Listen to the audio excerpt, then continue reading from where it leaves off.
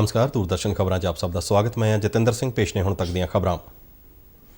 ਪ੍ਰਧਾਨ ਮੰਤਰੀ ਨਰਿੰਦਰ ਮੋਦੀ ਨੇ ਕਿਹਾ ਹੈ ਕਿ ਨਵੀਂ ਕੌਮੀ ਸਿੱਖਿਆ ਨੀਤੀ 2020 21ਵੀਂ ਸਦੀ ਦੇ ਭਾਰਤ ਨੂੰ ਇੱਕ ਨਵੀਂ ਦਿਸ਼ਾ ਦੇਵੇਗੀ। 21ਵੀਂ ਸਦੀ ਵਿੱਚ ਸਕੂਲ ਸਿੱਖਿਆ ਦੇ ਵਿਸ਼ੇ ਤੇ ਰਾਸ਼ਟਰੀ ਕਨਕਲੇਵ ਨੂੰ ਸੰਬੋਧਨ ਕਰਦਿਆਂ ਪ੍ਰਧਾਨ ਮੰਤਰੀ ਨੇ ਕਿਹਾ ਕਿ ਨਵੀਂ ਸਿੱਖਿਆ ਨੀਤੀ ਨਵੇਂ ਭਾਰਤ ਦੀਆਂ ਇੱਛਾਵਾਂ, ਉਮੀਦਾਂ ਅਤੇ ਲੋੜਾਂ ਦੀ ਪੂਰਤੀ ਲਈ ਇੱਕ ਮਾਧਿਅਮ ਸਾਬਤ ਹੋਵੇਗੀ। ਉਨ੍ਹਾਂ ਕਿਹਾ ਕਿ ਨਵੀਂ ਸਿੱਖਿਆ ਨੀਤੀ ਪਿਛਲੇ ਕੁਝ 4-5 ਸਾਲਾਂ ਤੋਂ ਵੱਖ-ਵੱਖ ਸਰਕਾਰੀਆਂ ਦੀ ਅਣਥੱਕ ਮਿਹਨਤ ਦਾ ਨਤੀਜਾ ਹੈ। ਪ੍ਰਧਾਨ ਮੰਤਰੀ ਨੇ ਦੱਸਿਆ ਕਿ ਮਾਈਗਵ ਪੋਰਟਲ ਤੇ ਸਿੱਖਿਆ ਨੀਤੀ ਨੂੰ ਲਾਗੂ ਕਰਨ ਸੰਬੰਧੀ ਇੱਕ ਹਫ਼ਤੇ ਦੇ ਅੰਦਰ 15 ਲੱਖ ਤੋਂ ਵੱਧ ਸੁਝਾਅ ਪ੍ਰਾਪਤ ਹੋਏ। ਉਨ੍ਹਾਂ ਕਿਹਾ ਕਿ ਬੱਚਿਆਂ ਵਾਸਤੇ ਗਣਿਤ ਵਾਲੀ ਸੋਚ ਅਤੇ ਵਿਗਿਆਨਕ ਪਹੁੰਚ ਬਹੁਤ ਮਹੱਤਵਪੂਰਨ ਹੈ। ਨਰਿੰਦਰ ਮੋਦੀ ਨੇ ਕਿਹਾ ਕਿ ਜਦ ਸਿੱਖਿਆ ਆਪਣੇ ਆਲੇ ਦੁਆਲੇ ਦੇ ਮਾਹੌਲ ਨਾਲ ਜੋੜ ਕੇ ਦਿੱਤੀ ਜਾਵੇ ਤਾਂ ਵਿਦਿਆਰਥੀ ਵਿੱਚ ਵਿਹਾਰਕ ਗਿਆਨ ਵਿਕਸਿਤ ਕੀਤਾ ਜਾ ਸਕਦਾ ਹੈ। ਉਨ੍ਹਾਂ ਕਿਹਾ ਕਿ ਪ੍ਰੀ ਸਕੂਲ ਬੱਚਿਆਂ ਵਾਸਤੇ ਬਾਹਰ ਦਾ ਪਹਿਲਾ ਤਜਰਬਾ ਹੁੰਦਾ ਹੈ। ਉਨ੍ਹਾਂ ਜ਼ੋਰ ਦੇ ਕੇ ਕਿਹਾ ਕਿ ਦੇਸ਼ ਨੂੰ ਪ੍ਰੀ ਸਕੂਲ ਪੱਧਰ ਤੋਂ ਹੀ ਹਾਸੇ ਮਜ਼ਾਕ ਦੇ ਨਾਲ ਸਿੱਖਿਆ ਗਤੀਵਿਧੀਆਂ ਅਤੇ ਖੋਜ ਤੇ ਆਧਾਰਿਤ ਸਿੱਖਿਆ ਵਾਲੇ ਅਧਿਆਪਕਾਂ ਦੀ ਲੋੜ ਹੈ। ਉਨ੍ਹਾਂ ਕਿਹਾ ਕਿ ਸਾਨੂੰ ਆਸਾਨ ਅਤੇ ਸਿੱਖਿਆ ਦੇ ਨਵਾਚਾਰ ਤਰੀਕਿਆਂ ਨੂੰ ਉਤਸ਼ਾਹਿਤ ਕਰਨਾ ਚਾਹੀਦਾ ਹੈ। ਪ੍ਰਧਾਨ ਮੰਤਰੀ ਨੇ ਨਵੇਂ ਯੁੱਗ ਵਿੱਚ ਸਿੱਖਿਆ ਲਈ ਰੁਚੀ, ਖੋਜ, ਤਜਰਬਾ, ਆਪਣੀ ਗੱਲ ਕਹਿਣ ਅਤੇ ਬਿਹਤਰ ਕਰਨ ਦੇ ਮੰਤਰ ਤੇ ਚੱਲਣ ਲਈ ਕਿਹਾ।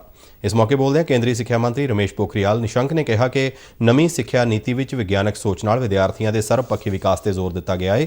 ਉਨ੍ਹਾਂ ਕਿਹਾ ਕਿ ਸਿੱਖਿਆ ਨੀਤੀ ਬੌਧਿਕ ਪੱਧਰ ਤੇ ਬੱਚਿਆਂ ਦੇ ਵਿਕਾਸ ਵਿੱਚ ਮਦਦ ਕਰੇਗੀ। ਉਨ੍ਹਾਂ ਕਿਹਾ ਕਿ ਇਸ ਨਾਲ ਦੇਸ਼ ਵਿੱਚ ਸਕੂਲਾਂ ਅਤੇ ਉੱਚ ਸਿੱਖਿਆ ਪ੍ਰਣਾਲੀ ਵਿੱਚ ਵੱਡੀਆਂ ਤਬਦੀਲੀਆਂ ਲਿਆਉਣ ਵਾਲੇ ਸੁਧਾਰ ਹੋਣਗੇ। LAC ਤੇ ਚੀਨ ਨਾਲ ਤਣਾਅ ਜਾਰੀ ਦਰਮਿਆਨ ਰੱਖਿਆ ਮੰਤਰੀ ਰਾਜਨਾਥ ਸਿੰਘ ਨੇ ਅੱਜ ਇੱਕ ਉੱਚ ਪੱਧਰੀ ਮੀਟਿੰਗ ਦੌਰਾਨ ਸਥਿਤੀ ਦੀ ਸਮੀਖਿਆ ਕੀਤੀ।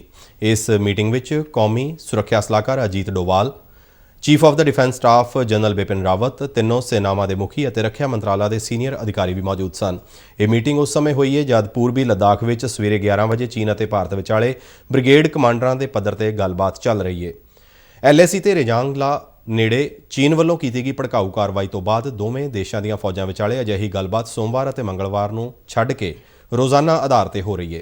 ਇਸ ਗੱਲਬਾਤ ਦਾ ਉਦੇਸ਼ ਰੋਜ਼ਾਨਾ ਦੀਆਂ ਗਤੀਵਿਧੀਆਂ ਬਾਰੇ ਜਾਣਕਾਰੀ ਸਾਂਝੀ ਕਰਨਾ ਅਤੇ ਮਤਭੇਦ ਦੂਰ ਕਰਨ ਲਈ ਗੱਲਬਾਤ ਲਈ ਦਰਵਾਜ਼ੇ ਖੁੱਲ੍ਹੇ ਰੱਖਣਾ ਹੈ।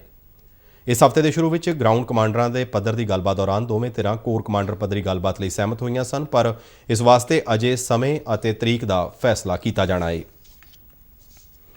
ਸੰਯੁਕਤ ਰਾਸ਼ਟਰ ਦੇ ਪਲੇਟਫਾਰਮ ਤੇ ਭਾਰਤ ਨੇ ਇੱਕ ਵਾਰ ਫਿਰ ਪਾਕਿਸਤਾਨ ਨੂੰ ਝਾੜ ਪਾਈ ਹੈ। ਸੰਯੁਕਤ ਰਾਸ਼ਟਰ ਵਿੱਚ ਸ਼ਾਂਤੀ ਦੀ ਸੰਸਕ੍ਰਿਤੀ ਫੋਰਮ 'ਚ ਚਰਚਾ ਦੌਰਾਨ ਭਾਰਤ ਨੇ ਪਾਕਿਸਤਾਨ ਨੂੰ ਘੱਟ ਗਿਣਤੀ ਭਾਈਚਾਰੇ ਦੇ ਲੋਕਾਂ ਅਤੇ ਔਰਤਾਂ ਨਾਲ ਕੀਤੇ ਜਾਣ ਵਾਲੇ ਮਾੜੇ ਵਤੀਰੇ ਲਈ ਖਰੀ ਖੋਟੀ ਸੁਣਾਈ।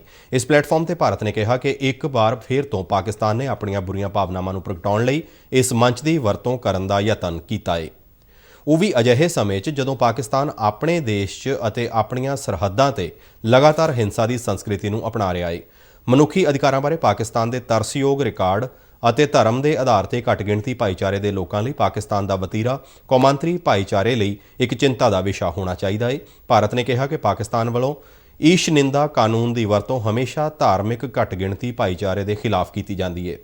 ਪਾਕਿਸਤਾਨ 'ਚ ਔਰਤਾਂ ਅਤੇ ਕੁੜੀਆਂ ਦੀ ਹਾਲਤ ਤਰਸਯੋਗ ਹੈ ਕਿਉਂ ਜੋ ਉਹਨਾਂ ਨੂੰ ਅਗਵਾ ਕਰਨ ਅਤੇ ਉਹਨਾਂ ਨਾਲ ਜਬਰ ਜਿਨਾਹ ਦੀਆਂ ਘਟਨਾਵਾਂ ਪਾਕਿਸਤਾਨ ਵਿੱਚ ਆਮ ਹੋ ਗਈਆਂ ਨੇ।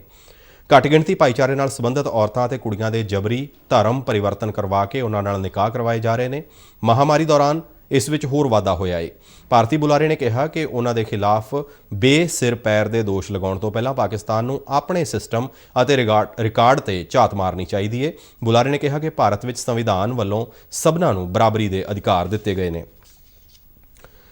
ਸੁਰੱਖਿਆ ਬਲਾਂ ਨੇ 4 ਦਿਨ ਪਹਿਲਾਂ ਜੰਮੂ ਕਸ਼ਮੀਰ ਦੇ ਬਡਗਾਮ ਜ਼ਿਲ੍ਹੇ ਵਿੱਚ ਇੱਕ ਮੁਕਾਬਲੇ ਦੌਰਾਨ ਜ਼ਖਮੀ ਹੋਏ ਅੱਤਵਾਦੀ ਦੀ ਲਾਸ਼ ਇੱਕ ਨਾਲੇ ਵਿੱਚੋਂ ਬਰਾਮਦ ਕੀਤੀ ਹੈ। ਇੱਕ ਪੁਲਿਸ ਅਧਿਕਾਰੀ ਨੇ ਸ਼੍ਰੀਨਗਰ ਵਿੱਚ ਦੱਸਿਆ ਕਿ 7 ਸਤੰਬਰ ਨੂੰ ਬਡਗਾਮ ਜ਼ਿਲ੍ਹੇ ਦੇ ਕਵੂਸਾ ਵਿੱਚ ਹੋਏ ਇੱਕ ਮੁਕਾਬਲੇ ਦੌਰਾਨ ਇਸ ਅੱਤਵਾਦੀ ਨੇ ਗੋਲੀਆਂ ਲੱਗਣ ਤੋਂ ਬਾਅਦ ਨੇੜੇ ਵਗਦੇ ਨਾਲੇ ਵਿੱਚ ਛਾਲ ਮਾਰ ਦਿੱਤੀ ਸੀ ਅਤੇ ਅੱਜ ਕਮਾਂਡੋਜ਼ ਦੀ ਮਦਦ ਨਾਲ ਇਸ ਇਲਾਕੇ ਦੀ ਤਲਾਸ਼ੀ ਦੌਰਾਨ ਜੈਸ਼-ਏ-ਮੁਹੰਮਦ ਨਾਲ ਸੰਬੰਧਿਤ ਇਸ ਅੱਤਵਾਦੀ ਦੀ ਲਾਸ਼ ਬਰਾਮਦ ਕੀਤੀ ਗਈ। ਸੁਰੱਖਿਆ ਬਲਾਂ ਨੇ ਲਾਸ਼ ਦੀ ਤਲਾਸ਼ੀ ਸਮੇਂ ਨਾਲੇ ਵਿੱਚੋਂ ਇੱਕ ਬੈਗ, ਕੁਝ ਹਥਿਆਰ ਤੇ ਗੋਲੀ ਸਿੱਕਾ, AK ਮੈਗਜ਼ੀਨ, 13 ਚੀਨੀ ਗ੍ਰਨੇਡ, 14 ਚਾਕੂ, 25 ਮੋਬਾਈਲ ਫੋਨ ਤੇ ਇੱਕ ਫਿਰਨ ਵੀ ਬਰਾਮਦ ਕੀਤੀ ਹੈ। ਇਸ ਦੇ ਨਾਲ ਹੀ ਸਾਡਾ ਖਬਰਾਂ ਦਾ ਇਹ ਬੁਲੇਟਿਨ ਸਮਾਪਤ ਹੁੰਦਾ ਹੈ। ਇਜਾਜ਼ਤ ਦਿਓ। ਨਮਸਕਾਰ।